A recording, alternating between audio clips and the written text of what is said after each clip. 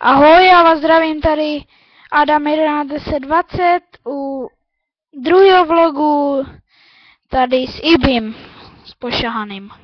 Pozdrav. Už pozdravil, ale není u mikrofonu, takže jste to neslyšeli. Já se vám moc omlouvám za to, že jsem natočil 2 videa a dal jsem to do jedničky, místo abych to dal do 2 a tady toto video bude do 3, ale já jsem to popletl, že 2 videa jsou v jedničce, jo? Takže toto není můj brácha Ibi, jak tam si hraje na posteli. Je to můj kamoš.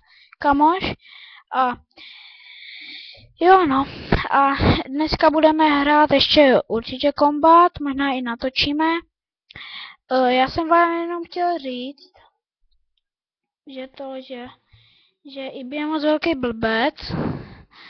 A víte co, je to blbec, jo. Tak já se s váma pro dnešek loučím, tak čau. Ibi nám nepozdraví, nevadí. Tak čau.